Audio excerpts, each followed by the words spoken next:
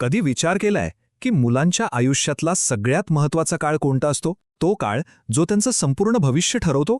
आज आपण त्याच महत्वाच्या वर्षांबद्दल बोलणार आहोत. मुलांच्या विकासाचा पाया कसा रचला जातो आणि नकळतपणे होणाऱ्या कोणत्या चुका त्यांच्या भविष्यावर कायमचा ठसा उमटवू शकतात, हेच आज आपण समजून घेणार आहोत. प्रश्न अगदी सोपा वाटतो, नाही का? पण याचं उत्तर अनेकांना खरंच धक्का देऊ शकतं. कधी विचार केलाय का की मुलांच्या भविष्याची खरी पायाभरणी नक्की कधी होते? तर त्याचं उत्तर आहे आयुष्याच्या पहिल्या 5 वर्षांत. हो, बरोबर ऐकलत. मुलांच्या मेंदूचा तब्बल 80 ते 90% विकास याच काळात पूर्ण होतो. या काळात मुलं जे काही बघतात, ऐकतात आणि अनुभवतात तेच त्यांचं व्यक्तिमत्व घडवतं. म्हणूनच या सुरुवातीच्या वर्षांमधला पालकत्व म्हणजे फक्त मुलांची देखभाल करणं नाहीये, तर ती त्यांच्या उज्ज्वल भविष्यासाठी केलेली सगळ्यात मोठी गुंतवणूक आहे. कारणच याच काळात मिळणारं सकारात्मक वातावरण मुलांमध्ये आत्मविश्वास आणि सर्जनशीलता रुजवतं. बरं, मग या गुंतवणुकीचा आराखडा कसा असावा? विचार करा, एका मजबूत इमारतीसाठी जसे भक्कम खांब लागतात, तसेच मुलांच्या विकासासाठीही काही महत्त्वाचे आधारस्तंभ आहेत. चला, तेच पाहूया.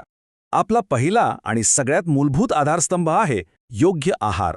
हे फक्त पोट भरण्यासाठी नाही, तर हे त्यांच्या शरीरासाठी आणि वेगाने विकसित होणाऱ्या मेंदूसाठी लागणारं सगळ्यात महत्त्वाचं इंधन आहे.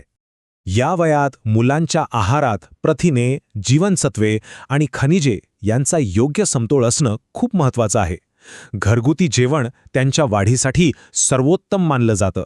या उलट फास्ट फूड किंवा प्रक्रिया केलेले पदार्थ शक्यतो टाळायला हवेत, कारण याचा थेट परिणाम मुलांच्या ऊर्जेवर आणि मेंदूच्या कार्यावर होतो.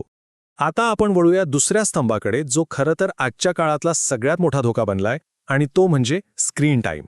अनेकदा काय होतं, मुलांना शांत बसवण्यासाठी त्यांच्या हातात मोबाईल दिला जातो. हा एक तात्पुरता फायदा वाटू शकतो, पण या तात्पुरत्या सोयीची दीर्घकालीन किंमत खूप मोठी असू शकते. यामुळे मुलांची एकाग्रता कमी होऊ शकते आणि त्यांच्या वर्तणुकीतही समस्या येऊ शकतात.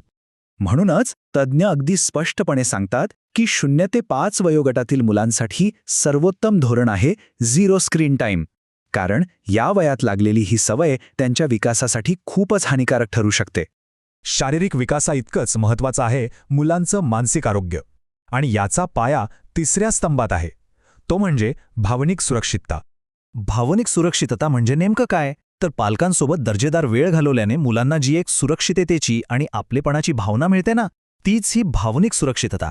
ही त्यांच्या भविष्यातल्या आत्मविश्वासाचा खरा पाया असते. आणि याच गोष्टीची कमतरता मुलांमध्ये एक प्रकारची असुरक्षितता निर्माण करू शकते. जर लहानपणी पुरेसं लक्ष मिळालं नाही, तर पुढे जाऊन त्यांच्या आत्मविश्वासावर त्याचा थेट परिणाम होऊ शकतो. आणि आपला चौथा स्तंभ आहे एका नाजूक संतुलनाबद्दल, म्हणजे शिस्त, संवाद आणि खेळ यांच्यामध्ये एक योग्य ताळमेळ साधणं. इथे एक नाजूक बॅलन्स साधणं खूप महत्त्वाचं आहे. खूप जास्त शिस्त लावली तर मुलांचं व्यक्तिमत्व दबलं जातं, आणि पूर्ण स्वातंत्र्य दिलं तर ती बिघडण्याची शक्यता असते. म्हणून नियम जरूर असावेत, पण ते का आहेत याचं योग्य स्पष्टीकरणही दिलं पाहिजे. याच संतुलनाचा भाग आहेत संवाद आणि खेळ. संवाद म्हणजे फक्त सूचना देणं नाही, तर मुलांचं ऐकणंही महत्त्वाचं आहे. त्यांच्या प्रश्नांना उत्तरं देण्याने त्यांच्या मेंदूला चालना मिळते. आणि दुसरीकडे मैदानी खेळ, ते तर त्यांचं शरीर मजबूत करून प्रतिकारशक्ती वाढवतात. ठीक आहे, तर आपण हे चारही स्तंभ पाहिले, पण आता प्रश्न हा आहे की या सगळ्या गोष्टी रोजच्या आयुष्यात आणायच्या कशा? यासाठी एक मास्टर प्लॅन गरजेचा आहे, जो भविष्यासाठी चांगल्या सवयी घडवेल.